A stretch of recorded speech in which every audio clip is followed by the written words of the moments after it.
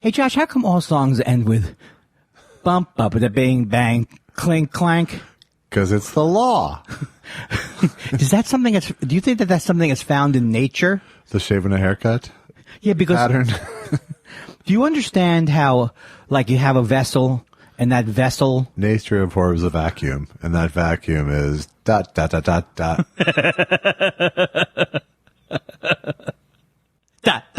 See? Do you know, I couldn't not finish it. Exactly. My point exactly. Do you know that the first review we got of our show, the first review we got on our show on iTunes was, vacuums aren't the only thing nature abhors. Check out the new. I shouldn't make jokes like that because someone's going to think it's funny now to give us a low rating. Yeah, that's why they do it. What was that? It's a joke. Every low rating there is a funny joke. I get it. Hey, get it?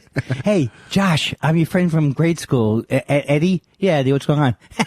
You're going to love it. 1 star. I give you 1 star. What do you mean, Eddie? Don't you get it? Oh, okay. You know what? Because you suck, see? I'll call and pull it off now. You can't do that. I don't know. I think you can. You can adjust it so you get 5-star ratings on your stupid You can show? change your thing. Oh, you can change your thing, but I can't change You someone's. can't change their thing. That would be crooked. I haven't shaved in many days, Zach. Is your name Zach or Jacques? It's something. I would love it if your name was Sock. Jacques. Would be so good. Jacques Elvis Weinstein would be so pretentious. It's Weinstein, for fuck's sake. It is not Weinstein. It is. It has been my whole life. This is the worst. There are bad Abbott and Costello bits. This is the worst one ever. So, do you know what it is? I think the problem is that your family. This is your Abbott and Costello. Is that what you're? Costino. Oh, because you're pronouncing it Because you differently. fucked up my name. Castillo. Castillo would be a funnier bit. Fuck you. I guess I am in a bad mood. Welcome to the show. I'm Andy Kindler, and I'm your main host. And then the guy I go to is my go-to guy, the weather guy. He's also the guy who does the news you can't use. That's what they do on Morning Joe. And we're here. Welcome to the alternative show. There's no home for the particular show anymore. Are you sad about that? Yeah, they aren't having you back at the. I could if I made calls and wanted it to happen. But do I really? There's something. Let me tell you something about this. So there's no one begging you to have an alternative show. There's no one begging me in any format, whether it's to pick up my dry cleaning I left longer than 30 days. Yes. Multimedia undesirability. I think this is a true story. That when I used to live in Brentwood. It's a specious way to start, though. I think it used to be a true story. And there was a shoe area, that you could have your shoes done in. Like a district? No, like a fix your shoes. Huh? It was a place called it was a cleaners called Festa. No, there's 2 cleaners that charge a lot of money. Shoe area? What are you talking about? Well, there's 2 dry cleaners. Name the 2 dry cleaners that you could spend a lot. I actually thought of the name. But if I would say to you, dry cleaners, coupons, where do you think you spend a lot of money in L.A.? Fazio. That's it. Okay. The other one would have been Flair. Okay. Okay. So I spent hundreds of dollars at Fazio, I think in a 2-month period. And I saw Diane Krall in there once. Diane Krall. Yeah. Diane Krall. Diane Krall, ladies and gentlemen. Krall. Diane Krall. And I think a couple of weeks later, I saw some shoes that were ready that she had brought in to have done that said Diane Krall. For crawl. Shoes for crawl. No, Diane Krall. These shoes are for Diana Krall. But now I think that's not a story. I think I've mixed it up with another story. Wow. It's not even a fake story. Yeah, but that's a good story. Leaving places at shoe repair places. Famous shoe name dropping. No. This has been another episode of Hollywood Cobbler. You know, a lot of people think that, and we call it, what do we call Hollywood? We call it Holly Weird, and I laugh every time. I save it, though.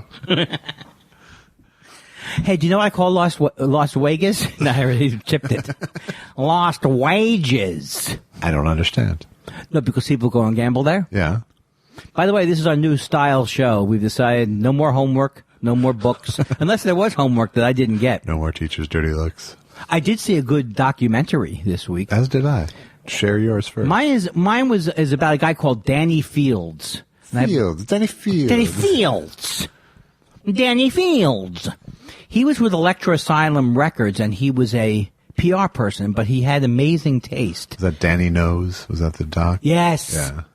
And it was really a good, he did this one part where he said, I went in, like he had a good eye for what was going to be interesting. So he saw the Ramones. He said, that's it. They can't play their instruments. It's perfect. Every song is 2 minutes. It's the greatest thing I've ever heard. Right. Like he was really jazzed by in a real way, by the anti, like the 70s punk. Right. Like there's another group that I don't even know who they are. I mean, I've heard them over and over and over again. MC5. Yeah. Are you familiar with their stuff? I am. And is that stuff good? That's my. It's, it's punk pioneering. But the Ramones you did like. I liked it. I didn't get to the Ramones till late. I think they're great. Yeah, I like the Ramones. I mean, I didn't get to any of that shit till late because I was young, but. Oh, that makes sense. How old were you in 1980, if you don't mind me asking? I was 9 years old. So you were into a lot of jazz fusion. You liked Edgar Varese. I was into the Beatles by then. Yeah, that's cool. I saw Frank Zappa. Susan was watching YouTube stuff last night, which I haven't done in a while. You've done that, right? I go deep dive sometime on the YouTube. So she saw a lot of Frank Zappa interviews. Oh, my God. I wish I could have known Frank Zappa. You would have been so intimidated by Frank Zappa. Oh, I know, because I would have wanted to make him laugh, which he would have hated. Don't you think he would have hated me if I... think he would have just, I just don't think your chemistry would have... Or it would have gone completely the other way and he would have fucking loved you. I just think I got the feeling he didn't suffer fools gladly. No, but I think he had a hair trigger for what fool was too. Yeah, that's true. Know. That's true. And they were, it was weird though, because Katie Couric was interviewing him or another woman was interviewing him, and it was like obviously he didn't want to talk about the fact that he was very sick. Right. And he was very sick. But to me, it's just like, she asked to me one or two too many questions about how sick he was. You know what I mean? Like, if I knew you were going to die tomorrow, and believe me, I've made up the voodoo doll. No, but if I wouldn't be going, so you're going to die tomorrow, it's heavy, and you go, yeah, I go, I mean, like, what are you thinking? I mean, after tomorrow, you will no longer be, you're not going to wake up. It was like that kind of thing, but in a nice way. But I just felt like, I see how someone would want to ask those questions in another way. As soon as I could tell this guy does not want to talk about the fact that he's sick, he'd rather not talk about it. Right. I would stop asking questions. Right. Yeah. I mean, I think, I don't know who was doing the interview, but there might have been that, like, guru factor. Like, yes. I got to know what Frank Zappa thinks about death. I think that's what it is. Yeah. I think it's like, Letterman asked Zevon that question, and that was a great answer. He goes, is there anything you'd like to impart to us that you've learned? And he said, I just recommend, enjoy every sandwich, which I thought was a cool thing. Yeah. Be in the moment. Have we talked about this before? I don't know if we have. You're giving me. I never know if. I was just trying to recall. Yeah. That time. So the thing about it was that so she was. But Warren Zevon was intentionally being very narrative about his death journey. Yes, he was different because he. Not that he wanted to talk about, but he spent a whole hour on Letterman. Well, and he did a whole album essentially about it, too. Yes, which is an amazing album. Yeah. My Ride Is Here. Right. In fact, the song My Ride Is Here gives me unending joy of how good it is. Yeah. I always jealous of those people, songwriters. Dylan's like this, too, who can bring out people like Verlaine and Rimbaud and like in that song, My Ride Is Here, there's a million people, and words I'm not even familiar with, angel words and biblical words. It's like, how do these guys, where did they, between all the partying that Warren Zevon did? They're sampling, They're sampling, well, how do you mean? Dylan did a lot of sampling. Oh, Dylan, yeah. Dylan, like, I don't know that he knew everything about the medieval period, but he wasn't afraid to, to sample, to take True. this rhyming couplet or this idea or this thing, Well, that goes against my theory that people of previous generations, which is probably true, were more well-read. Because there was less to read or something? Or more. I think there was a really narrow pocket where literacy and the availability of books all lined up. Yes. In terms of history, the percentage of people who could read and could afford books all at once wasn't until fairly recently. That's probably true, because if you think about it fairly recently, when did Steve Gutenberg invent the printing press? Right after Cocoon 2. Oh, I knew you were going somewhere. I thought it would be Police Academy 9. Was he in the Police Academy movies? He was. Oh, okay. We're both right. It's great when great minds think greatly. Yes. 1500s? Before then? The printing press? Gutenberg press was, I think, 1500s. But we can look that up easily. But it really is a drop in the bucket. What I'm saying is a drop in the bucket. It wasn't that long ago where people told stories or however they made pictures on a cave wall. It's not that long ago. Because how long has the whole universe been here? And when you say how long has the universe been here, does that take into account that how could you say it's always been here? It was the 1400s, 15th. 1400s, right. So before that, people were literally not well read. Or did they write out? Well, even then, it wasn't like... Oh, here we go. It's not like there was newsstands after Gutenberg invented the press. What year was it? The Gutenberg Bible was in the 1450s. Okay, so here's a guy going into a shop in 1472. You ready? Excuse me. Do you have anything in self-help?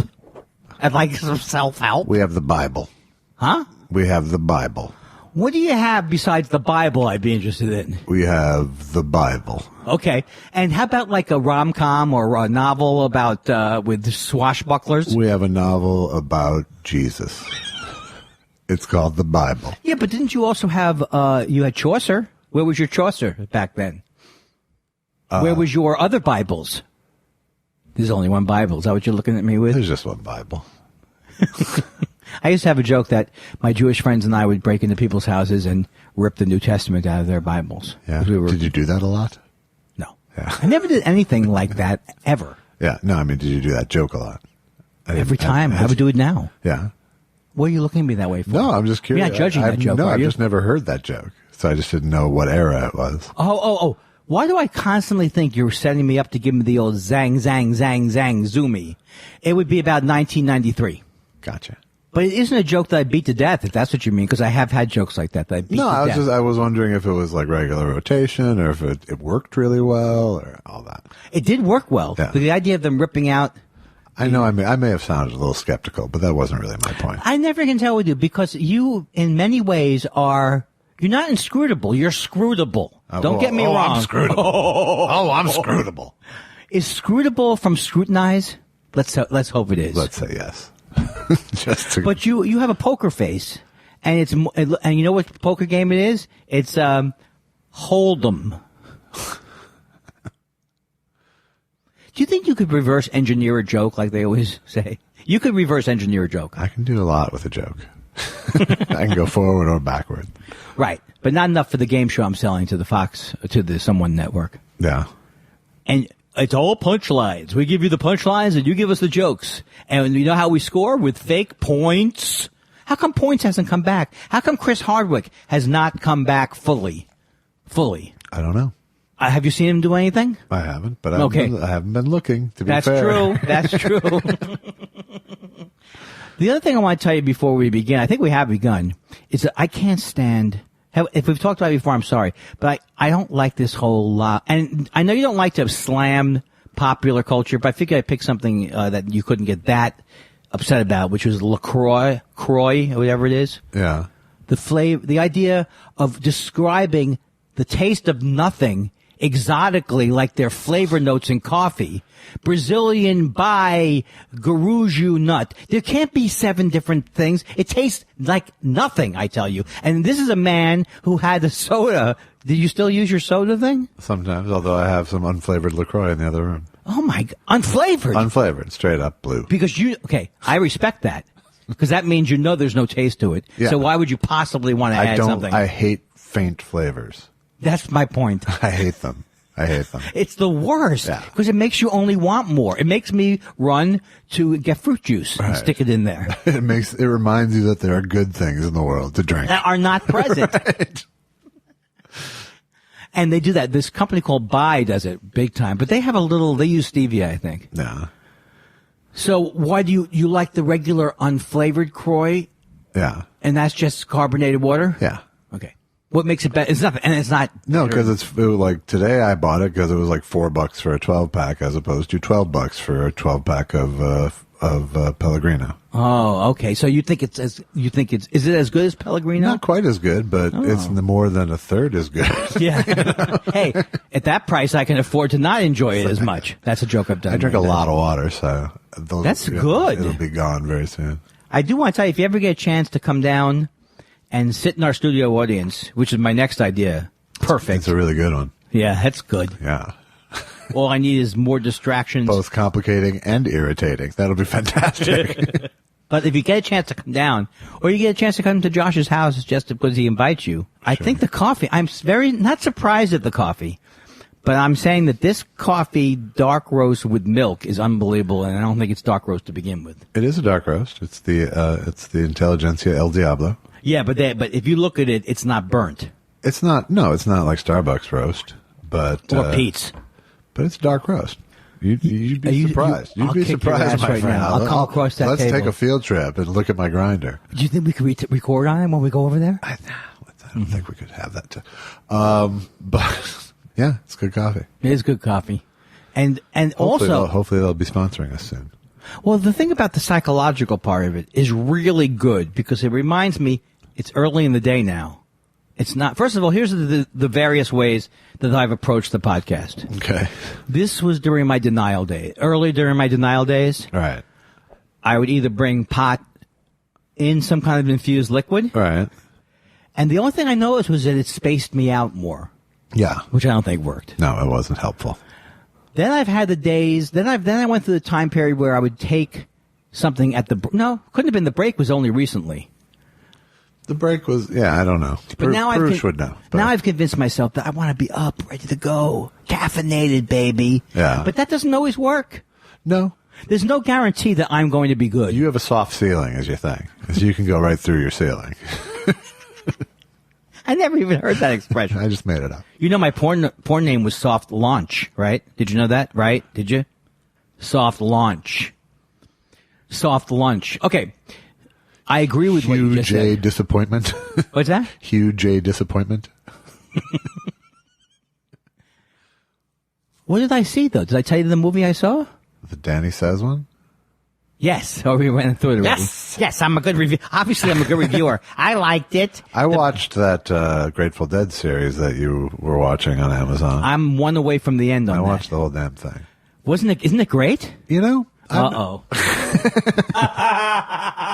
You have to love the Dead, right? I don't love the Dead. No, that's what I'm saying. You could see how I could love it. I absolutely see how can people love it. Here's the conclusions I came to. You have to have done acid and listened to the Dead at least once simultaneously to get on board fully. True. And it was fully designed for that. And I get that now. You know, I always got that. But it was truly, I mean, the acid was so baked into the music. Yes. So I feel like because I've never done acid and had that experience, I do believe it's the perfect music to be on acid to. Yeah, that's exactly true. I believe that now. Yeah. Oh, and there's no doubt. I mean, but you trust me on it. But it's not a bummer when you're on acid. No, I totally get. It's not excessively loud either. No, it's not. Right. No, like I said, I'm on board with how those two things intermingle perfectly. But how about without acid? Without acid, you know, I can't get fully on board. First of all, here's another conclusion I really came to. I don't like guitar solos that much. Well, that's in the way. Here's the other thing. If you don't like guitar solo, this is my feeling about Jerry Garcia. If you must listen to one guitar solo, and for example, I want to hear more, but I guess I'm breaking with one thing. Okay. If you want to hear one guitar solo, there's a part of that show which you will remember where they're doing Morning Dew, and the guy says, "Can I adjust Jerry's mic?" And why don't you do it? Fuck you. He goes out of where he's recording Morning Dew. He's the only guy recording it. Yeah. He locks the door. He walks in to see the mic he's supposed to adjust. Right. And he sees Jerry playing this song, and he can't leave because it's so fucking good. Right. And Jerry gives him a look. And later on, Jerry That's says, the version that yes, they and if use you on the hear, record on that's Europe maybe 74. the greatest guitar solo I've Europe ever. 72, Europe 74. It's on Europe 72, and it's called Morning Dew. And there's one part It's like where the last track, I think. it's the last track, and not only is that amazing, I'm a huge Bob Weir fan, so you can really hear through the mixes on this thing how much he played all the time and how great he was. Yeah. So that's all I wanted to interact. Yeah, I actually did get more of, by watching it so much, I did get to see more of how Weir fits into the sound. Yeah. More from this. The thing that, for a 5-hour doc or whatever it is, You watched it in episodes? I watched the whole thing. Yeah, you binged it. I binged it, essentially. I don't feel like I know more, I didn't know that much about the Grateful Dead, and I don't feel like I know that much more about the Grateful Dead after 5 fucking hours. I feel like, I don't have any idea how they interacted with each other except apparently passive aggressively. But there was no talk about the interband relationships for the most part. They talked about Jerry and how Jerry didn't want to be the leader, but he was. Did they talk about his? I'm still 2 away. Did they talk about his drug problem? Yeah, they talked about a lot about that because that was towards the end when it mattered the most. Right. They do. But all the other deaths along the way are kind of blown off. Pigpen is hit very, very quickly, and they don't talk about his decline and how he got alienated from the band very much at all. With the God shows coming, Keith Godshow, they don't talk about his death that much. He died too, and the other thing is, but they left before he died, but still. Yeah, the other thing I want to know is when you think of that, the excesses of improv, which I don't think they had. I think, except for the drum solos, which I don't think anybody ever needs. But they really did use the drum solos to go take acid or whatever the hell they were doing. Right. But her singing sometimes got to me. I kind of forgot she existed. Because she was until this. Yeah, she's like, yeah. Not crazy. But Keith's a better piano player than I gave him credit. I think he's really a good piano player. Yeah, but they joined the band just by going and saying, hey, we should be in the band. That's true. Well, also Pigpen, you could see I loved it because I was able to bring my current information in because I'm obsessed with Ken Kesey and the Merry Pranksters, so right. I watch everything to do with them. So the acid test, stuff was good. That I got a little more of a sense of what was the core ethic that was driving this thing, and it seems like that was the most influential thing to all of them. Was that? You know what's interesting, though, is that you've never had that experience on acid, and I think that experience was the most spiritual experience I've ever had in college, and then it also could be a really bad trip, too, but I really felt like it did change my life, acid. Right. So you've never had that experience. I haven't, nor do I think it would be the same experience for me in any way. I totally am not going to be the one to go, trust me, buddy. No, I just, I don't have that sense of abandon. And I don't seek it. I don't seek being untethered. So when I take, I've taken mushrooms and stuff, and I'm still pretty. Mushrooms should be as potentially hallucinogenic as LSD, except LSD is more reliable because they could get it into micrograms and. Right. But there's a recipe you can follow. I wonder what. Not that you would do it, but I wonder what you would do on a really powerful hit of LSD. I think I would enjoy some waviness. I would enjoy some. I would probably. Have you seen waviness?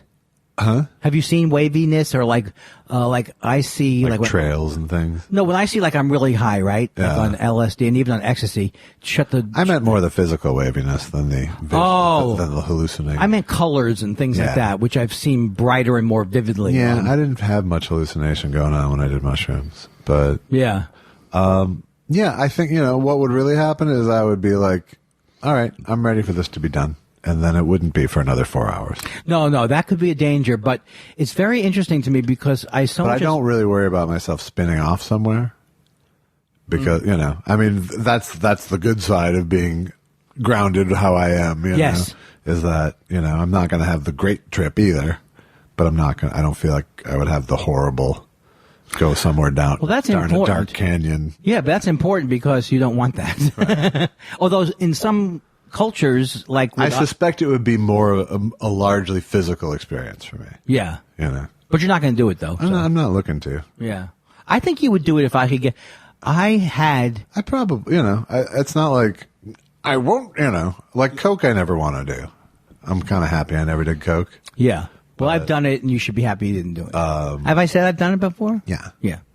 But it actually makes me depressed to hear about it because it feels good at first. Sure. And then you go, so that's what's so terrible about it. Yeah. Heroin's like that, too. Heroin is apparently... I have never done it, but... a constant chase.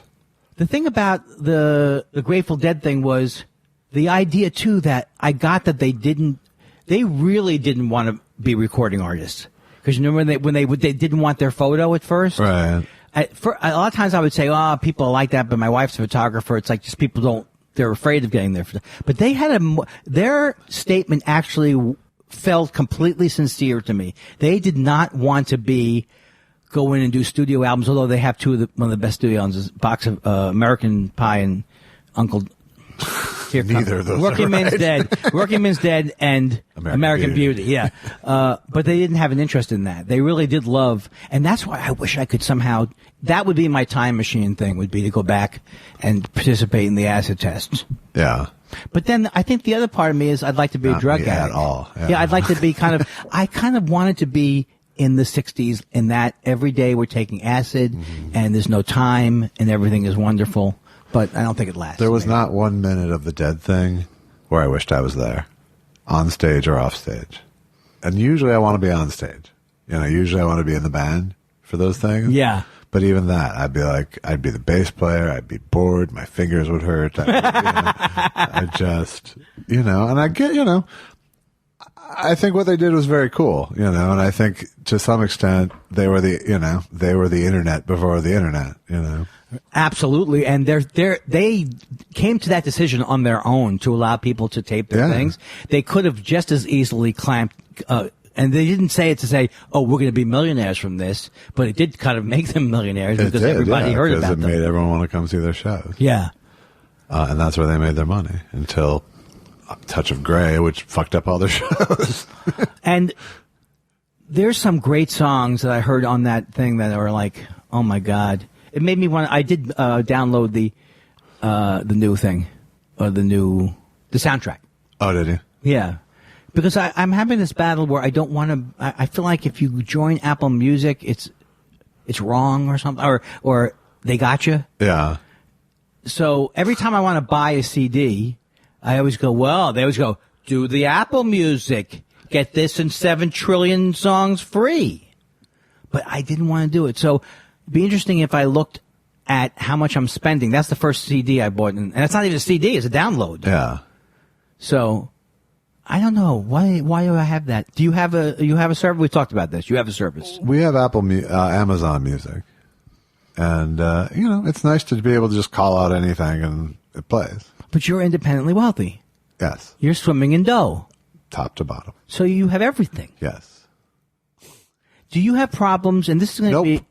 This is going to be a conversation that you'll take out and throw away. Okay. Because it's so irrelevant. All right, let me make an easy cut. All right. We have the same cable system, I believe, right? We do. Oh, Jesus. And it's not in sync. My Amazon is not in sync. Yeah, I don't have that problem. Because you probably downloaded something. I don't know. But well, could you come over to my house? Maybe. Would you come over? What are you watching it on? I'm watching it on my beautiful 4D TV. Right, but through what interface? Through the TV, smart TV. Like Roku kind of thing? No, it's actually through the Samsung, through my smart TV. Okay. Through my smart TV. I sound like a moron. It takes an hour to do it, though. Have you updated the firmware on That's what I think I think when they said, a thing came up and said, if you have a Samsung, you must download this thing. Yeah. And I never did it.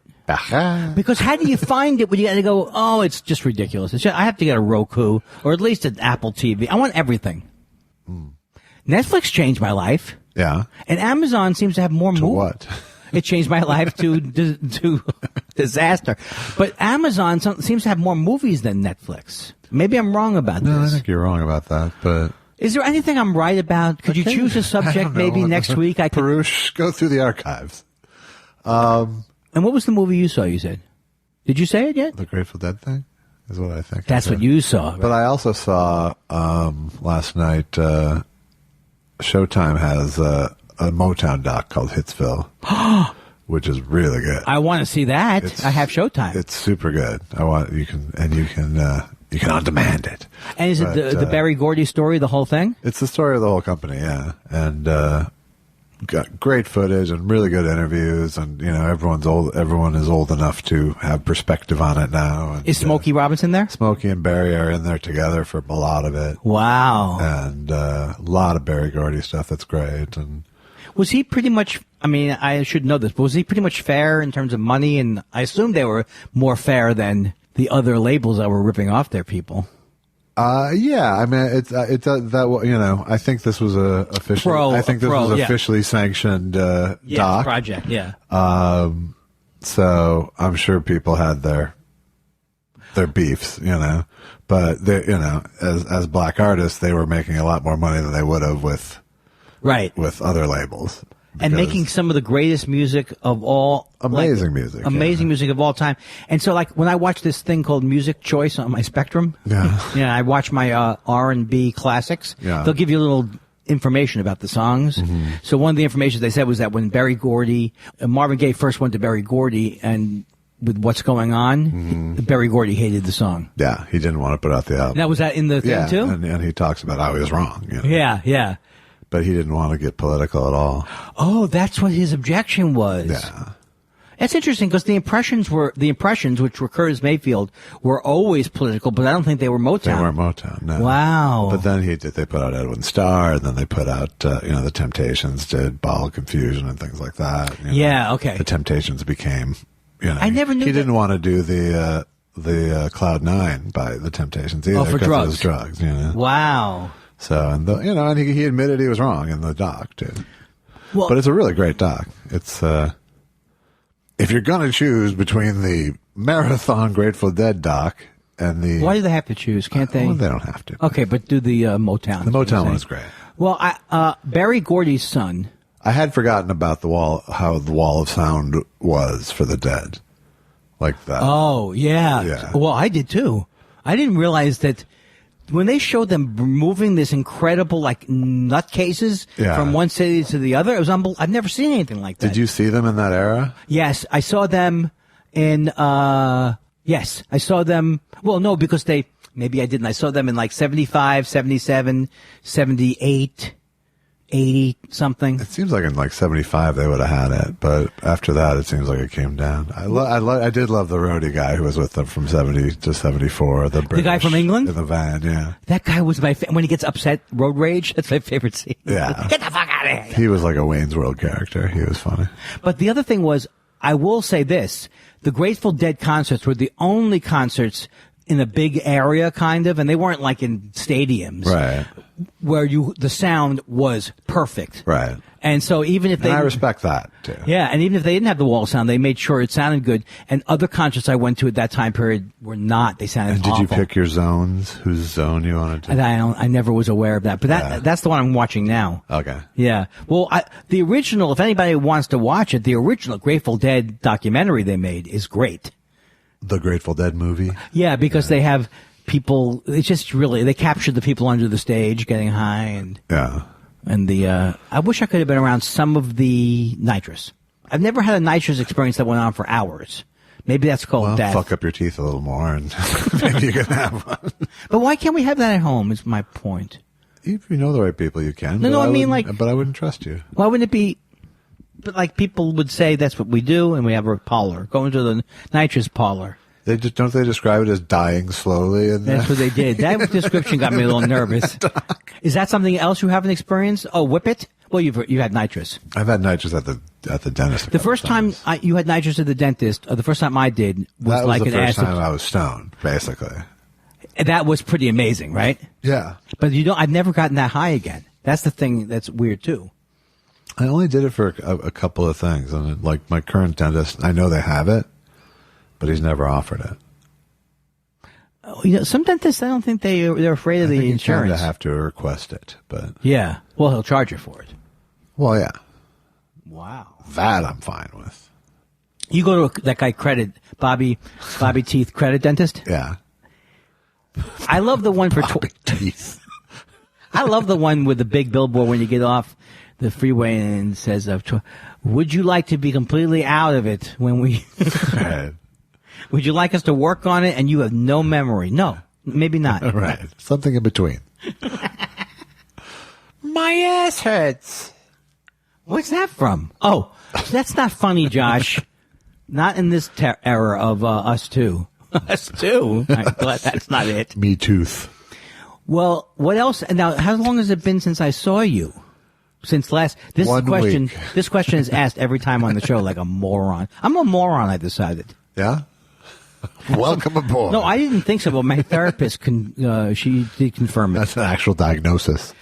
So yes. Now, why is it that I said to her, Doc, I don't call her doctor, but why is it that I struggle so many times?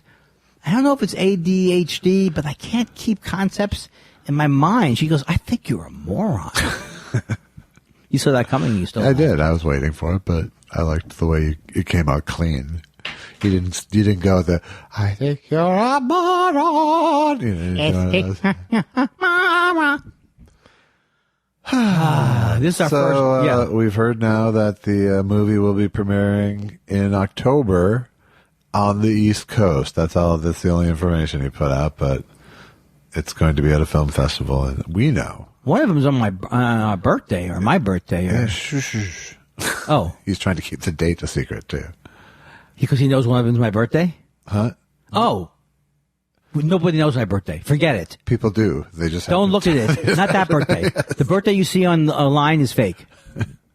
Like my age. I'm not 62. What? I'm 42. Oh? You look like shit. No, really. You look terrible. I'm never able to pull off. So will you go to that? I would go to that. Yeah, I think I'm going to go. I mean, I don't know. What, isn't there going to be lots of festivals? I don't know. What's this but festival? That'll be the actual premiere of the movie. Oh, is that different? I'm just saying that I went to a festival once for a thing. Yeah. And, well, it wasn't a festival. Well, I mean, a festival is still, even this is, it'll be at a movie theater. Oh, you're not telling us city. that. That's right. Yeah. Yeah. And do you think it'll be straight from there to, well, first of all, we haven't finished the movie, right? Right? Well, no, there's still some ADR he has to do. Yeah, and I have to come up with more lines, right? Hey, and then this happened. And then I found out I couldn't ride a horse. This could be the end of my horse career. Yeah. So that's cool. Yeah. I'm excited. Folks, look, everything is happening. And maybe when the movie premieres, we'll come to your town and sit in a comedy club and do a show that shouldn't be done in front of people. I have my own secret project brewing, too. When you say secret, does that mean you can't tell me? I'll tell you off during the break? Yeah. But it might take me away for a little bit. Is that true? Yeah. Like how long? Month. A month? Yeah. You haven't told me about this. Well, I know it's just coming together right now. Aww. We'll Are you? So what do? We take a hiatus, or we book them? We bank them, or we'll do some Skype. Maybe we'll bank. Oh, we can do. So a Skype let me. Show. Okay, so let me make up something that you're doing. Okay. And see how it works. All right, Josh, Josh, as everyone who follows the podcast knows, all four of you, Josh is in Sedona for the next month on a vision quest. Wow. Was it written on my face like that? I don't know what a vision quest is. I don't know enough information about superhero movies to joke about them.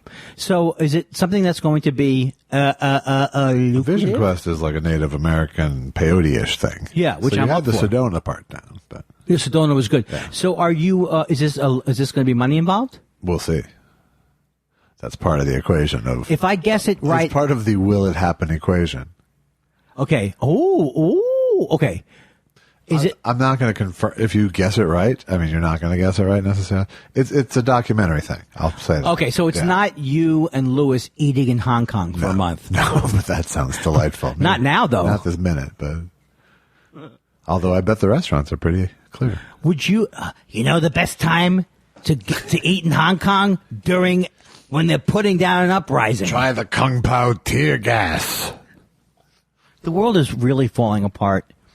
And the last couple of days have been so bad now where he's, I don't know if you've been following this, but he hears voices. He's doing impressions. He's sweating more. He's chosen. Just like the My Pillow guy said he was. When he looked over to the left and he goes, I'm the chosen one. What do you think? He looked up.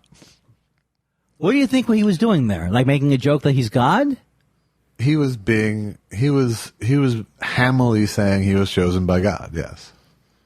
I mean, I do think that there was a little bit of, jest to the choice of phrase, but also there wasn't. Man. Oy. The best thing, they say when someone's a good negotiator, and they're a good negotiator when they say out loud, I'm going to kill, the other guy can't beat me. China's got nothing, baby. China's going down. Though the best negotiators always say everything out loud and hold nothing close to their vest. Exactly. That's the way to make a really good deal. And they're erratic, too. And they go, you know what? This is the worst deal. This deal is the greatest deal for me, the worst deal for you. Please sign. And usually the best tactic is to respond to the tiniest of slight with the most rage you can. That was the greatest. I don't think I've ever seen anything more thin-skinned than his reaction to the Greenland lady. She could have simply said... Right, but she's another nasty lady. Because he went past, is this idiot really going to try and buy a country? He went right past that, too. She could have just simply said it's not for sale. Right, but nothing upsets a narcissist like dismissal. Narcissist is no longer a word. We have to come up with new words, and I'm not pitching. Right, but I'm just saying, that's true. That's what pissed him off was the dismissiveness. Yes, that she basically said he was. It was a ridiculous idea, is what she said. And then did he repeat absurd to copy her? Absurd. I don't know. His wife. I'm gonna tell you something right now. His wife, and there's no question about that, except for Barron, they are all absolutely confirmed awful people. Melania has to be... And Barron's just not confirmed, is your point? No, because I feel bad for him, because he's going through something. I don't know what he's going through, but we shouldn't drag him in. It's not his fault that he was sired, or whatever the word is. Leave him out of it. But he's the only one that you can not say something about. Everyone else, Melania is a horrible, terrible human being. I didn't used to think that way. Didn't you used to go, I like that Melania. Right. She married Donald Trump. She must have something good going for her. Huh? And it looks like also that Warren and I don't want it to be Sanders is the only thing, but is it going to be Sanders? Do you have anything? What do you think? I think Warren. Could be Warren, right? I think it'll be I'm not as crazy I think about it'll be Warren over Sanders. Joe Biden, I'm telling you, is... Joe Biden is going to start slipping away.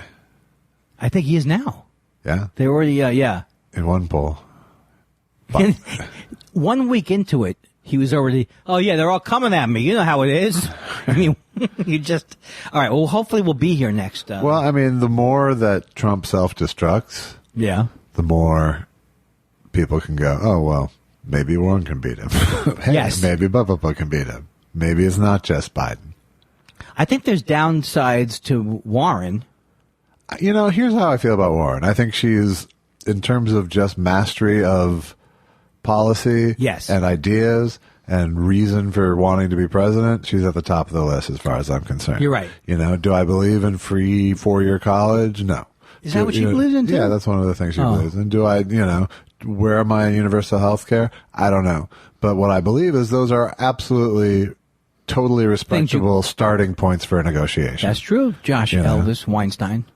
That's absolutely true. So I'm not worried that we're going to go socialist because there's still a second party. Oh, no, I'm not worried about that. So I believe that, like I said, it's a good starting point for a negotiation. I don't care about the socialism. I'm afraid that they'll tar her with that. That's all I'm afraid of. I think. But they'll tar anybody. Yeah. I think it's clear that that's a tactic. I think it's easier to tar Bernie Sanders than it is to tar her. I think so, too. Because, and then who would the vice president be, you think? With Warren? Yeah. I don't think Kamala Harris would take it. She would. She might. Joe Biden. You're right, my friend. No, I don't know. I don't know either. Yeah. I wish it was Stacey Abrams. Might be Buttigieg. I don't know. I wish Stacey Abrams were running for president, but she is really great. But What does that mean? We only have the people who are running. Oh, did Steyer? Do you know if he qualified for the? He didn't yet. He didn't make it in this last poll. Why can't he just open up his own poll? You know what I mean? Yeah. Pay off a poll. You'd think. I actually want to see Steyer in there now because he's bothered me so much. Yeah. I want to see You him. want to see him bother others? I think, and here's my prediction, and you may say I'm wrong, and you may laugh at me, and it's a sleeper. It's a sleeper choice. Marianne Williamson's coming up from the back. Yeah. People love the phony baloney self-help. They love people who blame others for their own weight. You weigh this much? Just you should wake up in the morning and say, I am a skinny person. I am a skinny. This is what they want. They want that. Do you think I need to take a sarcasm course or a facetiousness seminar? Let me think. Oh! Have you been obscuring your mouth? I can't see your mouth as much. Oh, it's the microphone. I think I've actually cheered you up. This is unbelievable. I think you might have. And that's sad. I wasn't really cranky, but I was tired, I think. Yeah, Now the coffee's settled in. I could sneeze. Well, yeah. Not so far, you can't. Bless you. The doctor says my sneezes are very, very... I have hep C. They're barky. I have hep C. Why do I joke about hep C? Hep C, the choice of a new generation. Hep C, what's next? Hep D through Z? Take the Hep C challenge. Did you do any gigs this week? I did no gigs this week. I did no gigs either, I think. Oh, I did. Actually, I did do a gig. I did... Grant Bachoco has a show with a toilet paper puppet, and I was a guest. How does that work? He's a puppeteer, and So how does it talk? It talks through the side. It doesn't talk through the... Oh. And is it blue? No, it's white. It's like a roll. But I mean, it's a lot of like, hey, how are things in the bathroom today? It was a lot of shit jokes. It was more shit jokes than you should have had with a toilet paper thing. You know, you should play against it, as far as I'm concerned. You know. You keep talking, Josh. I have to get a thing to blow my nose with. All right. Okay. How about some toilet paper? Get out of me. Wait a second now. Is he a funny comic? He's largely a puppeteer. Oh, he's a puppet. Oh, he is. And that's his profession. Yeah, and he does. You know, he worked on the reboot of Mystery Science Theater, and he worked on the road with Jim Henson's show, and so this guy's the real deal. He's a real puppeteer, and he did some production assisting work on Cinematic Titanic originally. Is how I met him. Oh, cool. But he's built his little puppeting empire now. That was a little patronizing, I guess. Well, no. Also, little. But. No, not little. I don't think it's patronizing, but I just find the word empire and puppets. Yeah. There was irony there. That was part of the patronization. Name me 3 huge puppet things over time. Name me 4, because I think I could name 3. Yeah. So you got the Muppets. You got the Muppets. You got Kukla, Fran, and Ollie. You got Mr. Rogers. No, I'm talking about Avenue Q. You got Puppetry of the Penis. You've got Avenue Q. You've got... Can you please preface everything with "you've got"? What else do you've got? You've got that. You've got that. Well, technically, the banana splits in their costumes are sort of puppets. And you got your Captain Kangaroo there. How about the one that Chris Elliott used to make fun of? Moment shots. They were more mime. Oh. With elements of puppetry. How big is mime currently?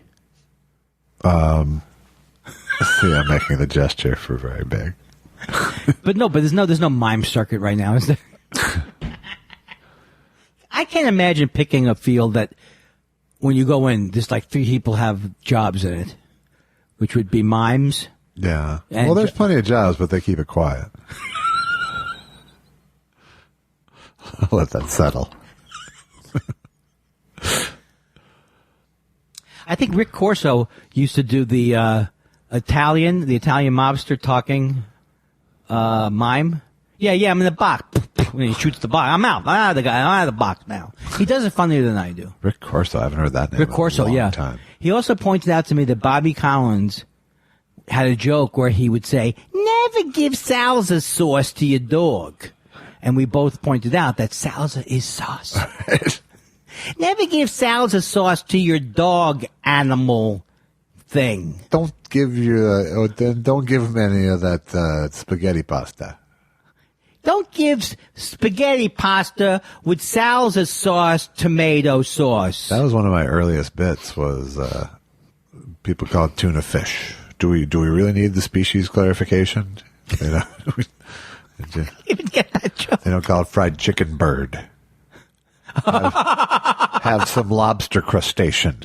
I still think that works. That's a solid joke. It was. That I will now pay you $75 for and stick it into my observational. It's back. It's back. All right. Are you working on your fall? I'm working on my end of summer fall topical jokes. I am, absolutely. I think I told My you. leaf peeping chunk. I never told you this comic I work with. Do you think I can get someone's name that I don't think I'll ever meet again? If you don't mind the possible consequences of I do mind them. feeling uncomfortable if you do. He told me he had like hours of material, and he said he had seasonal material. Yeah. And Who was this? Bud Anderson? Who was this? Was it him? He was legendary for telling everybody, I've got 7 hours of material. I can't. Are you making this up because I talk? Of course, I only do the same 45 every night. Are you saying this because I brought it up before? No. He was literally believe legendary. it. I worked with him a couple times. This guy, he would do this bit. He goes, Bud Anderson. he would do the, and I worked with him. He was a very sweet man. He did this bit. I worked with him for like 3 weeks somehow. He did this bit where he goes, Did you see all 7 hours in those 3 weeks? No, because just it was 45. no, because I was only there for one season. I didn't see him in the fall.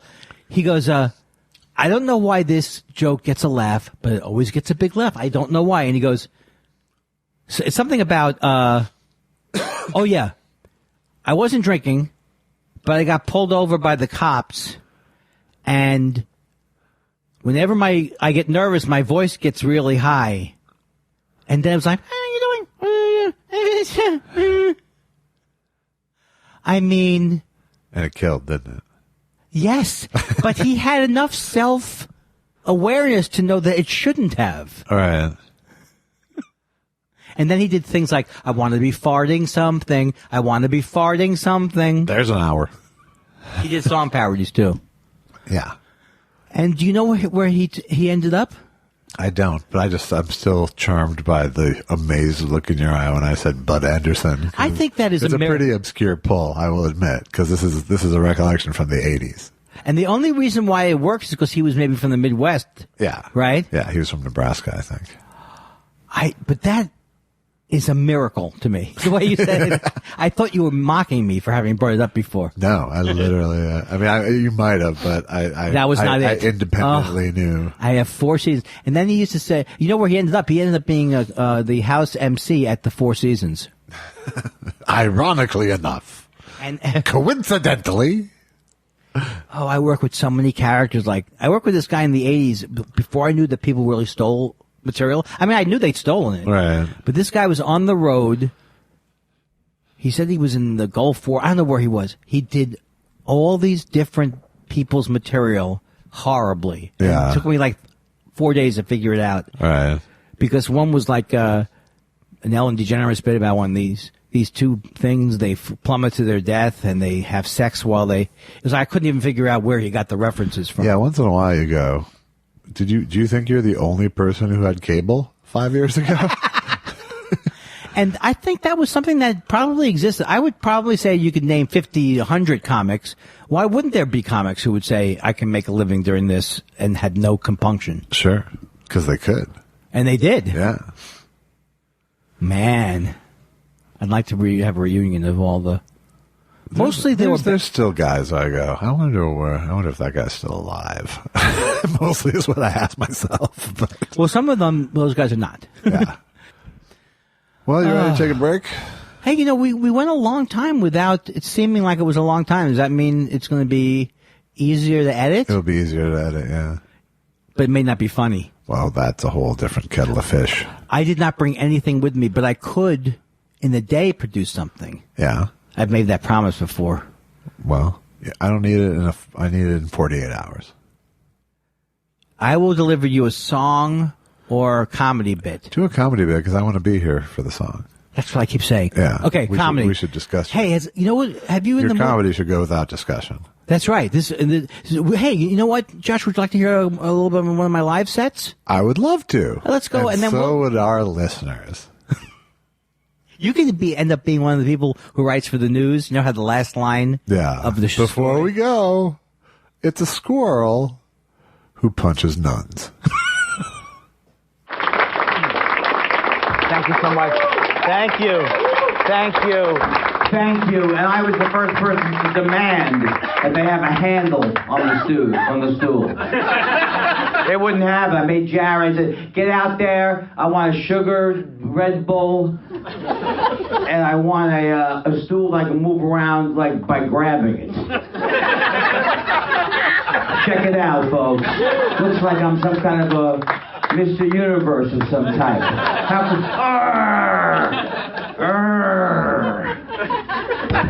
Now I'm a giant, folks. Look, this was comedy in the 80s. Look how short the stool. I'm going to find a change at the beach. Hey, Jared, I can't lift this microphone stand to do my looking for coins at the beach. I need a lighter mic stand. Come on. Lighter mic stand. More friendlier props here at the Comedy Attic, folks. I'm back, folks. Unbelievable. Jared, he's like mention his name every minute. Jared. He told me I can only book you back every 4 years because of the, to build up the crowds. And look at it, folks. I'm back. There's no way anybody to pick on you people since you're hidden there in the back row. You're hidden in the back row. Comic won't be able to go, what is that floral pattern? All right, folks. That's it. They won't be coming back again. You got your glasses on the thing in case you need them? All right, folks. All right. Don't sit close to the Andy Kindler show. You're going to get your head handed to you. That's a nice brooch or whatever they call it. What is there between a brooch and a necklace? And what's a brooch do? I'm the world's stupidest man. Could have looked that up years ago. I don't do crowd work, so don't, or even work during my act. But I thought who told me about I didn't know there was a brooch. Now I know a brooch. What if I liked my brooch so much I put on a little necklace around my neck, huh? These jokes kill at the jewelry convention I play every year. Yeah. One of the VSP my ass. I'm trying to think of something from my wife's diamond ring. VSP. What is it when they have no, you know a lot about jewelry. What is it when they have no, how do you rate a diamond? Like VSP, very VSP? VSI, right over here, ladies and gentlemen. I've always wanted to meet someone who had information. And once again, I don't have any information in my head. None. I have an encyclopedic memory. Unfortunately, it's a 1951 World Book. 1951 World Book. I can't tell you how the Korean War ended. Huh, folks? Yes, I have new material since I was here last year. And as always, right there, I write material for the college kids. That's what I do, folks. They love jokes about things that no longer exist and that they couldn't possibly remember the name. I'm not going to do my Britannica chunk. I'm not going to alienate the people. I'm not going to do my Collier's hunk. So do you want to be back? I'm back. I'm ready to go. All right. Nice stand-up, Andy. You're as funny as you ever were. It's a weird thing. I know the material, and I've heard of it before, and I hate myself, and life isn't worth living. But that cracked me up. Not too bad. Ooh. Hey, What do you know what it could be time for? Everybody is ready in their individual houses or cars for their favorite part of the show, where we get to answer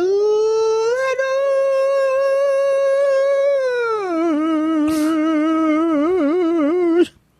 I just scared your dog. You did. You scared her into coming here. She's like, now you're talking my language. I'm taking your dog home. Bum. No, you're not. Oh. I will kill you before I let you. But again, it was one of those. The people love it. Bum, ba ba da, bing, bang, scoop a doo. Bum, ba ba da, bum. Why don't they do that after touchdown? Bum, ba ba da, bum. Extra 7 point. Oh, they don't have extra points anymore. Oh, Yes, they do. moved them back. Which was a great rule, I think. That is the best rule they've come up with. I agree. Except they also should have designated something. Designated quarterbacks. Did you say something? Designated something. Should we listen to actually answer? Should we What answer are you some saying? questions? Is this the first time you've done the show? Do you know if you lose the ability to keep the show moving, I'll never do it. I don't even have a laptop. Don't ever slump over. Note to self. Hey, didn't you tell me a couple weeks ago this is the way you want to go out? Yes, right? I Doing did. a podcast. Oh, I didn't mean that. Oh no? No. It's like right in the middle of an argument about something. Me being pretentious. And you just die. Derek Faraci Hi, Derek Faraci. says super salad. I always have, traditionally I preferred soup, but in the last few years, unless I know the soup is great, you gotta go salad. I'm pretty solidly salad. Even the French onion soup? Solidly salad. Saladly solid. I don't like a bad salad, Who likes a bad salad? but they usually used to have them. I think he could have just as easily said good soup or good salad. And I think But you know what? that's the spirit of the question. I want to say that question made me think, and it made me also think. Jim Meehan says if podcasts had IMDb pages, what would the thought spiral plot keywords be? I don't know how that works. Plot keywords. Rambling, cringing, Unfocused. Jewy. anxious, Endless. mind-numbing, Annoying. Did I say too Jewy? things that make you wish for the sweet release of death. Yes. Things that remind you that maybe having nothing to do is better than doing something bad. So one of those. James Curl says, now that guests are a thing, do either of you all have a walk-off guest in mind where upon having them on the show, you decide the pinnacle has been achieved and you hang them up? You mean the show or the guest? I don't know. Maybe just hang the whole damn thing up once we get Albert Brooks on the show. Ooh. If I Albert Brooks on the show, why does my last show have to be Albert Brooks? Because, you know. Okay, yeah. Well, the answer is no. We don't have that walk-off guest. But if I were to pick a walk-off guest, it would probably be Albert Brooks. You know what my reaction is? What? And give up show business? I love stubbly Emmett Kelly looking ass. Why am I not Andy shaving? Why do I pick your house? Clinical depression. No, I'm not sad. I'm not sad. I just don't think I want to touch myself. Actually, I do want to touch myself. Suicide jokes are great. Aren't they the best? Mad City Architect says, remember when Bud Abbott replaces Lou Costello with Lou Armstrong? I long to hear those days. Who am I in this one, Bud? You got to be Bud, I think. So, look, Lou. What is it, Bud? Lou. I'm not. I told you to stop that stupid singing. I'm not gonna stop singing.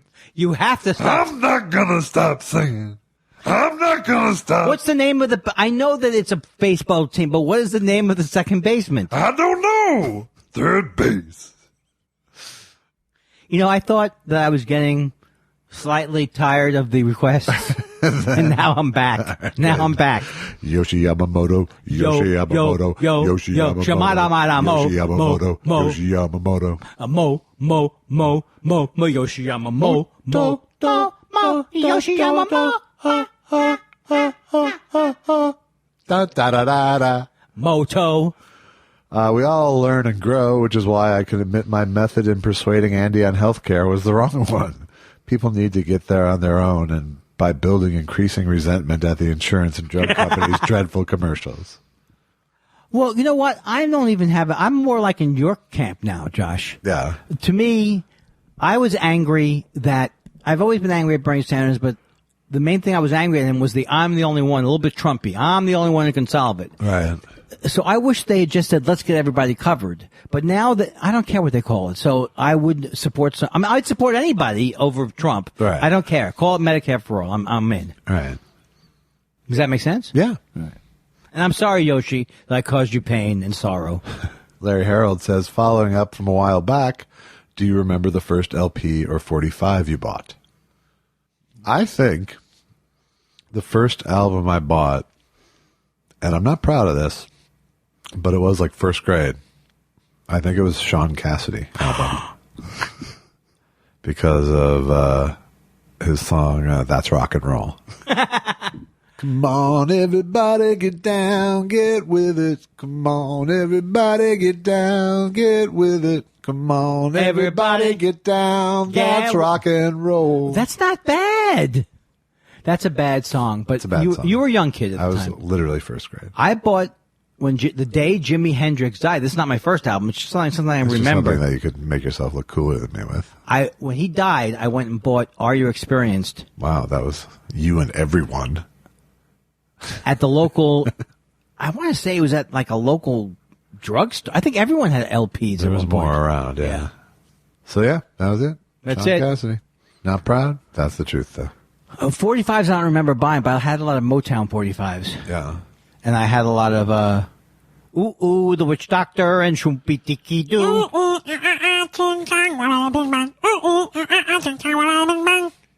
Did your wife find this kind of thing charming when you launch into the various voices and such? I don't do it for her. Ooh. I don't need to. She likes me as I am. I doubt that. It's true. I highly doubt that. My wife loves me. I don't think you've talked to her recently. You're not reading the signs. That's right. Seth Dick III says, I know it's early, but who do you think Foster Brooks likes among the Democrats? I wonder if my guess is the same as yours. Well, I would have to guess it's Pete Burr. Pete Burr. Pete Burr. Mayor Pete. Good execution. Is that his too? I don't know. He hasn't said it. I'm just guessing. I think you're going to vote for someone who's from Buffalo. No, from You're going to vote for someone who likes Rochester Wings. Languid Langostine says, I heard Bob Dylan once auditioned for Sha Na Na, and that those audition tapes have survived. Do either of you have access to them? I don't think so. Are you kidding me? Bob Dylan. The ding dong ding blue moon. Blue moon. Ding dong ding blue moon. Give me one other song they do. What's another song they do? You can dog it, you can throw it, you can rock it, you can roll it at the hop. At the hop? You can swing it at the swinging and the chicks is the swinging at the hop. Where the hood is here, where the hood is here at the hop. Let's go to the hop. Let's go to the hop. Let's go to the hop. I say, let's go to the hop. Come on. Let's go to the hop. That works for me. Okay, good. Usually Dylan doesn't work for you. Usually you get very defensive. Everybody must... I'm not defensive because he's the greatest. Good night, sweetheart. Well, it's time to go. Good night, sweetheart. Well, it's time to go. How about if Bob Dylan I hate to leave you, but I really must say good night, sweetheart. Good night. How about if Bob Dylan was Hitler? How would that sound like? Hey, Jews! God said to Abraham, kill me some Jews. Oh, God, it's so delightful. Remember that we're both Jews if you're listening to this. Yeah, please. At all times. God said to Abraham, give me some Jews. Greg Kelly says, I was reading what I thought was an autobiography of Gary Marshall, and he said he had James Mason on the short list to play the Fonz. Is that true? He seemed old for the part, but if anyone could do it. Well, actually, yes, I would agree. Correctamundo, in fact. Mr. C, I'm going to be taking your DeSoto down to the garage and giving it a lube job. If that's cool. Correctamundo. Correctamundo. I'm thinking of going water skiing. Yes, I might actually take a jump. What if Gregory Peck was in a movie with Bobby Sherman? How would that go? Bobby. I can't do Bobby Sherman. Julie, do you love me? Are we watching Scotty grow? Was that Bobby Sherman? I don't know. There was something called Here Come the Brides. Heant says, gentlemen, once again, it's an honor to correspond with you and your ilk. I'm thinking of quitting my band due to stifled creativity and a controlling band member. I am, however, nervous about forming my own band as an untrained singer. Advice? Your old pal Heant. You sound just like me throughout my whole music thing. Trust your... I believe in... I haven't heard you sing. Let me just say one thing from my personal experience. Training! What kind of band was that? Training, he says. I don't think you can ever get past a controlling person in a band unless you confront them and they become less controlling. Because I've had that, and it's the worst experience. Yeah. And if they're going to be controlling about you and your talent or whatever, you can't get past that. You have to get out of that band, I think, unless he's like Garth Brooks. Yeah, I mean, I would just to say, how important is being in a band to you? Do you have a plan for your own band? Do you have a vision for what is going to make the next band worth it to you? And most of singing, I know people don't want me to weigh in about singing, but most of singing is doing it more and more and more. Especially, Josh says, when I go shopping, I should sing as I'm in the... Louder and more, yeah. And on roller skates. Brian Tate says, I have an impression request for Andy. Oh, my God. You do such a spot-on Charlton Heston at the end of Planet of the Apes. How about adding the end of Soylent Green to your repertoire? Thoughts by the first podcast I listen to every Monday. Keep up the great work. Oh, thank you. It's... God damn it! The Soylent Green is people! God, you goddamn fooled me! You goddamn kidded me! What happened? Why is he mad again? It's people. It's people! I thought I was... God damn you to hell! You had me eat people! You can stop me from eating people. You're going to have to pry them from my cold, dead hands. And scene. I enjoyed that a great deal. And someone sent me a nice picture of the Statue of Liberty waving. Oh, yeah. Mark Thompson says, Josh, Andy, just curious, are you ready for some football? Are you ready for some football? I'm indifferent to the football I season. am excited. Every year I will get excited about football. It absolutely is my favorite sport, even though there's downsides, the concussions and all that kind of stuff. Right. And I hope that they stop that, but I get very excited. The hitting and the hurting. And the herding and the Jets are going all the way this year. You just watch. Yep. All the way to December. But the Mets, I will be excited if the Mets get the wild card, which I am the last person to figure out is a different system. I just thought they had tied at the end of the year, but that's not true. The two wild card teams play each other in a one-game playoff. Yes. Play in. And that's pretty amazing. It gives more people a chance. It actually does make sense because the baseball was really based on being the top person in whatever. Wow. Thank you. That's some Thank you. incisive Enough shit. said. That's some incisive shit, my friend. Yeah. I hope your mind was blown. Was your mind? Anything but. He thought. Apparently, he thought he had something to say about baseball. Anything but. There's a man out there who's running with his penis out. I don't know why I thought that would work. Television. I still don't like black people. I'm not watching any more black people because of the flag. They thought I'd watch more football when they took a knee. Anything but. Apparently, he thought it would make him a person of conscience. Anything but. This is my favorite show.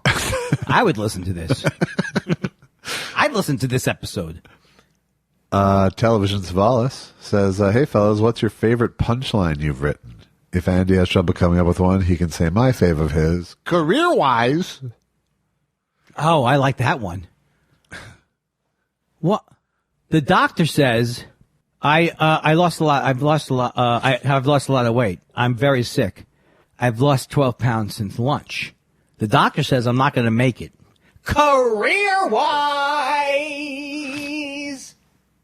I don't think I can do better than that, although I do like the one where I say, I'm not looking for just the punchline, right? Sure. I'm looking for a cliffhanger.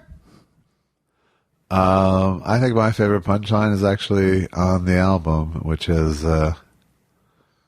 when's the last time someone went into a Southern Baptist church and got a science lesson? That's really great. And wait, so you can't, no way people can download that anymore? It's not available? John? Why? It's funny you should ask. Why? Funny you should be mistaken about it, Andy. I am. It's widely available. Well, cut me down. For and call, purchase and streaming. Well, fry me in a big... I prefer purchase. Well, cut me up and fry me in oil. Do you know those expressions? Like, well, I'll be I'm so surprised by it. Well, call me a cat. Well, put me on all fours and make me eat like a cat. Put a stick up my ass, deep fry me, and call me a prana pup.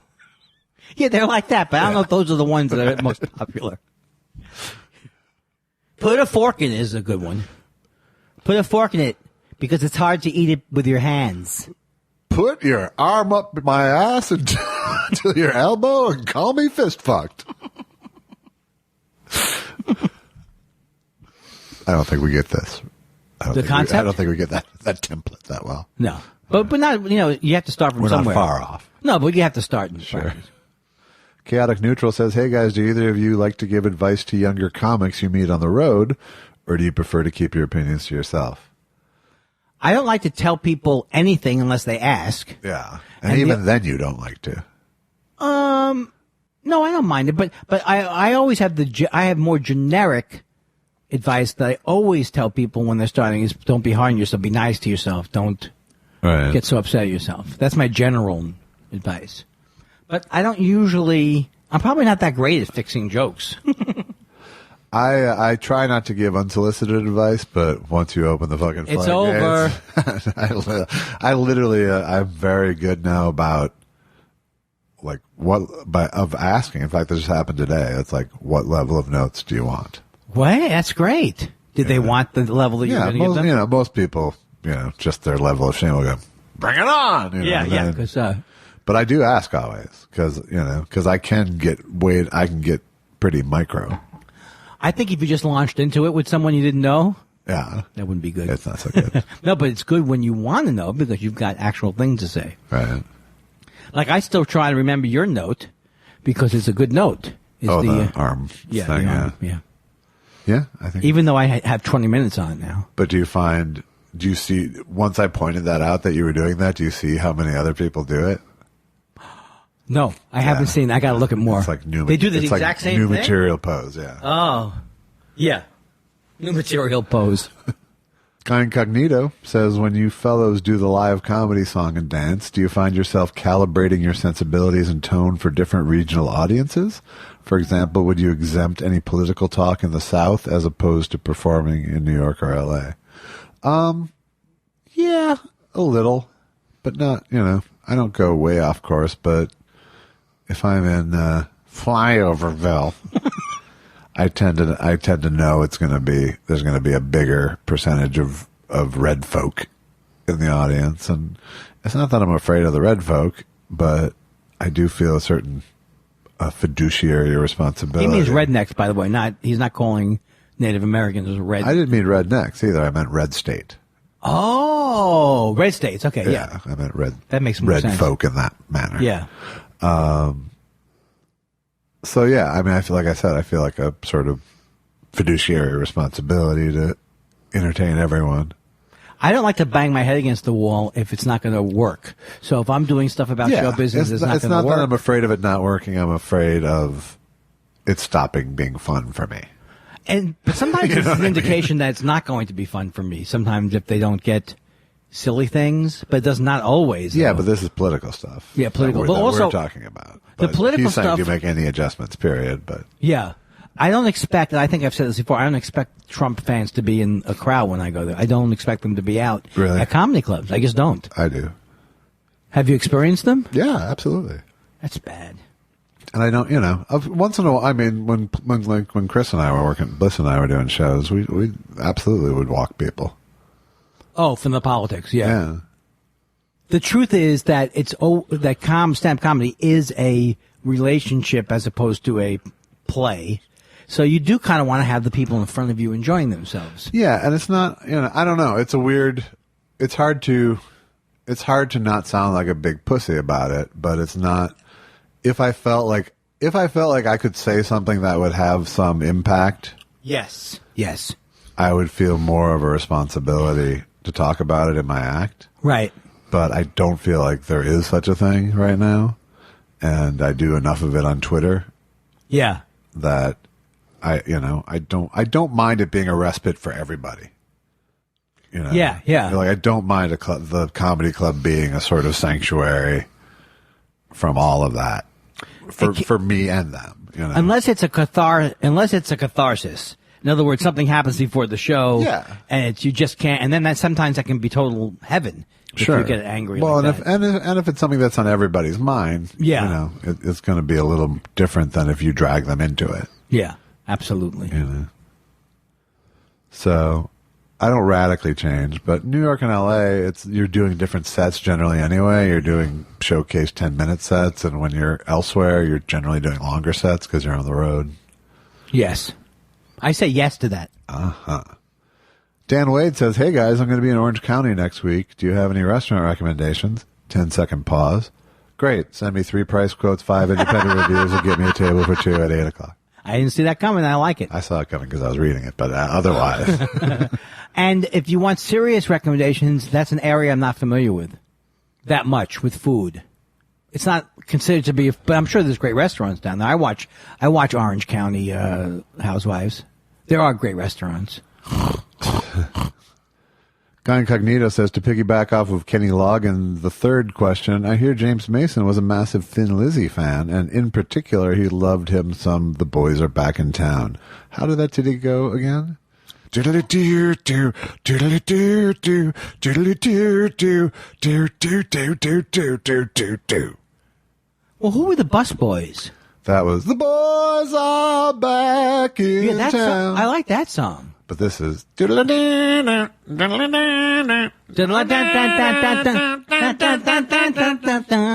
the chorus go? The boys are back in town. Boys are back in town. Okay, that's also a good song. Yeah.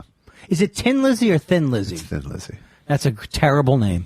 I don't care what it's related to. I don't care if it's someone's mother who died before the band got together. I don't like it. Dan March, I'm not even going to respond to that. Should you have? Dan March says, you're given the chance to roast a politician in a correspondence dinner setting where the target has to sit there and smile and pretend to be enjoying the mockery. Putting aside Trump, which politician do you pick and why? I would pick Mitch McConnell just because there's no one I have more contempt for in modern politics right now, and we seem to have found his soft spot now. Yeah. So, hey, Moscow Mitch. Right. Would you like some vodka? Do svidaniya, Mr. Senator. I like your beady eyes, Mitch McConnell. When they get close enough together, do you put them on a chain and wear them around your neck? Bing, boop, boop, boop, boop, beep, beep, beep, beep, beep, beep. You're a racist. Two bits. Don't think because you're married to someone who's perhaps from a different... Elaine Chao, where's she from? China. Yeah, because you're married to someone who's from China, that doesn't mean that we know that you hate all people who aren't white. Okay? So, that's not an insult. Heading down to the Star Market. Says the U.S. Open started today. I know Andy's a big Federer fan, but who are your favorite retired tennis players? Oh, you got me so excited. I forgot it starts today. I think that when I was growing up, Borg was my favorite player at one point. I also I'm old enough to have loved Arthur Ashe. Wow, don't get upset. I actually really liked, until I found out that she's really a right-wing person. Jennifer, I can't think of her name. She's a woman, and she won a lot of, but now she's turned into a right-wing. Capriati, yeah. She's is a right-wing crazy. But I did used to like to watch her a lot. And, I liked to watch, Agassi. I loved Agassi at one point. Yeah. I liked Borg a lot when I was a little kid. I liked, Sampras and Agassi.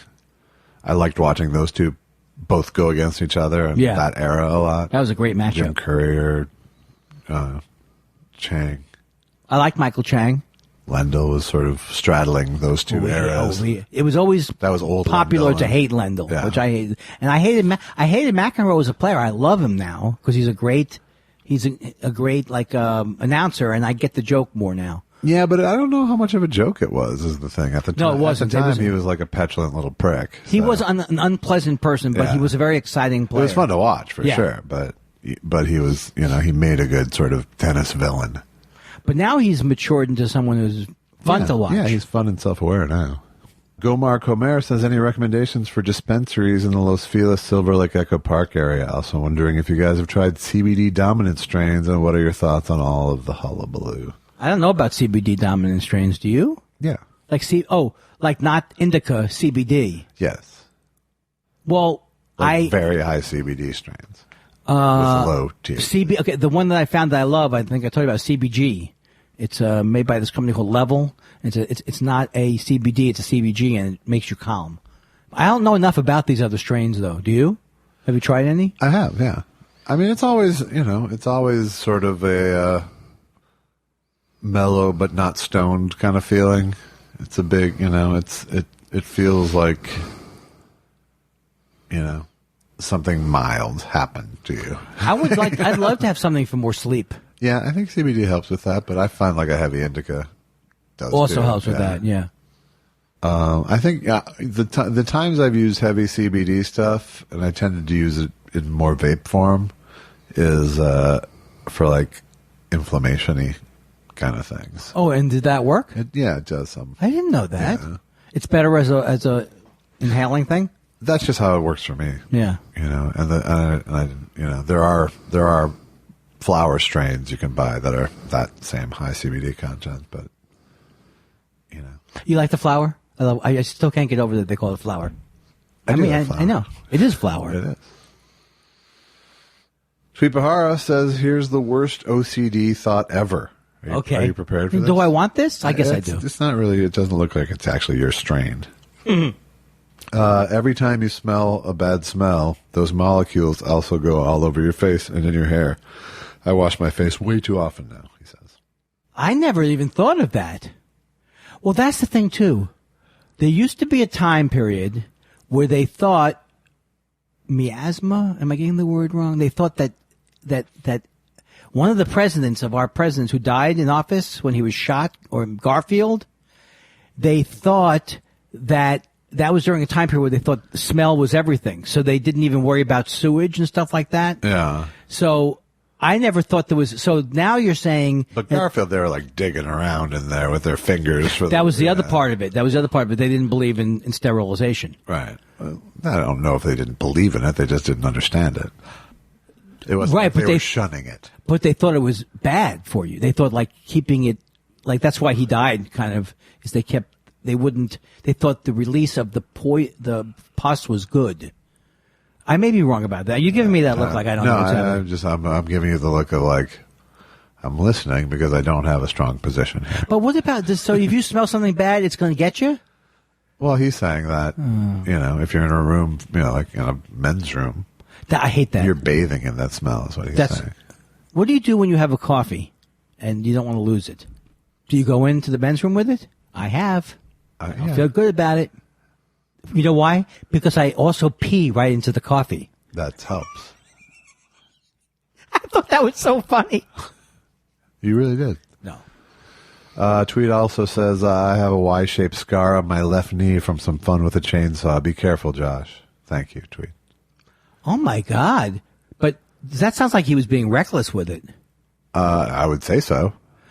Or at least incompetent. That chainsaw thing is still amazing to me. Yeah. I kind of amazed myself with it, actually, I have to admit. Would you recommend it, though? Yeah. Sure. How about for a concert pianist? Yeah. You're not wrong. a dancer. Okay. It's not going to hit your fingers. That's a lot. That's, it's going to careen off, If it kicks back, it could kick back straight into your head. Which is not good. That's not good. Is it true that you also put an ad in the Penny Saver? Or do you have a branch in your yard that's too big? Do you have a large piece of wood that you'd like? I got me a chainsaw. What's your problem? What's your problem? I've got chainsaw. Got a problem? Use chainsaw. Peru says this marks the 100th episode anniversary of the Florida hurricane tweet fight. Also, Andy said Yule Hauser. Can we have a Huell Hauser meets Ten Commandments, Edward G. meets Mason Mengele impression? Also, does that exhaust the combination of impressions requested? It kind of does. I would like to answer the first part of that, too. I am still, in therapy, when I look back on things, I'm trying to look back on things with compassion. Yeah. But when I look back on that, I still feel shame about that. Not so much the tweet, but that I texted it to you. I don't know. I still feel bad about that whole thing. I don't know why exactly. I mean, I know superficially why, but I feel bad about not that I defended it. It just, I don't know. It just feels, it's a creepy feeling to me going back to that, feeling, because I don't like to see myself as like even last week when you said about the Dead, because I was trying to make the point like, I liked groups that improvise, so it's not surprising that I want to be some. But as soon as you said that sounded, is that out of the thing? Did I make it into the thing? No, I left it in. You left it in? Yeah, sure. Yeah. So all I could think of was, The oh my God, thing. I'm sounding like I'm pretentious. But that's not what I meant to sound like. I know, and I was giving you the littlest amount of shit. I know. I didn't realize. I know, but then I was like, so all this week I was going, no, I need to tell Josh that what I meant was like, not that I'm the Grateful Dead but so the whole thing is. What I meant to say was I'm better when someone else writes the words for me. Anyway, I don't think that was the greatest. If I look back at it dispassionately, I think that I may have been trying to hide anger about Florida through the tweet. Yeah.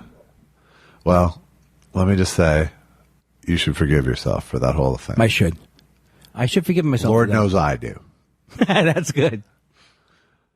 It's the end of the world as we know it, says Andy mentions music he wrote to some Sam Shepard lyrics for a production of Mad Dog Blues in college back in Tesho 14. Does he remember how it went? Yes. In what style? Also, Yes. Was he in other plays? Hitching on the Rio Bravo. That's the first line. Okay. Take me home, why don't you? Driver, 'cause you know that I'm a true believer in home. I'll chance every hand that you deal. I'll drive behind your driving wheel, 'cause home is any place you feel like home. Dun, dun, dun, dun, dun, dun, dun. So if you have the script, you can see those words in it. Right. And I also have a recording of it somewhere. Cool. And other plays? You were in Arsenic and Old Lace, I recall. Right? What was the question? Do I remember? Were you in other plays? Oh, yeah. I was in Arsicle Lace. I was also in 1,000 Clowns. And, No, but were you in any play? I'm sorry. and this is all summer camp. By the time I got to college, I hated the No high school plays? No, we did a thing called Sing, which I don't think people know what. It's like We know what singing is, Andy. it's called Sing. Like the whole senior class, Yeah. would put on a thing, and the whole junior class would put on a thing. The senior sang? So I was part of Senior Sing. Yeah. You've heard of Sing? No. You asshole. I don't know why I said asshole at the end there. Just Wow. I think generally, I'm angry at That was myself. comedic. It's not you; it's what you represent. I understand. Kenny Loggins III says, I brainstormed some ways for you two to end the show. Overly dramatic cliffhangers for next week's show. Will this be the week that Andy finishes a train of thought? Will this be the week that Josh snaps over too many James Mason requests?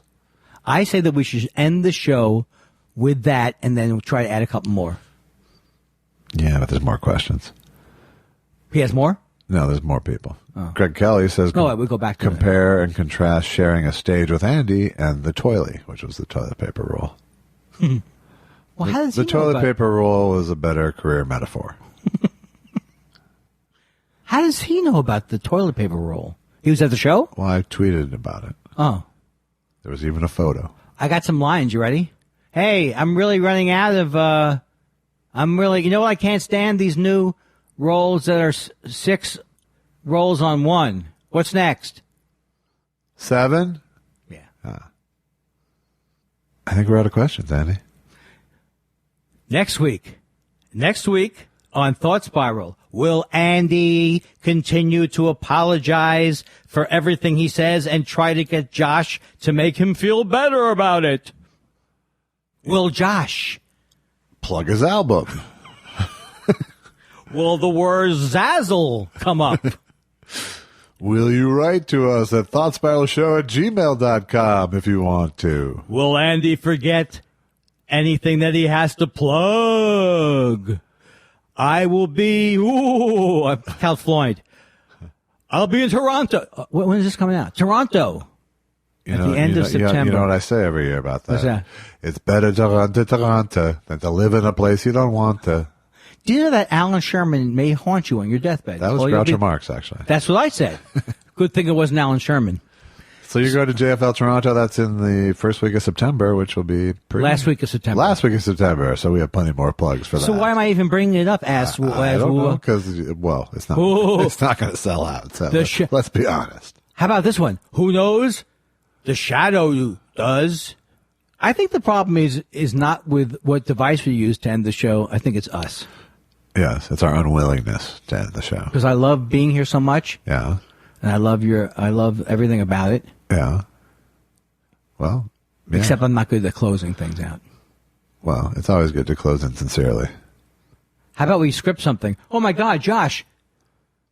Who's that monster coming in the house? Can you end the show? I'm really sick of myself. Sure. ...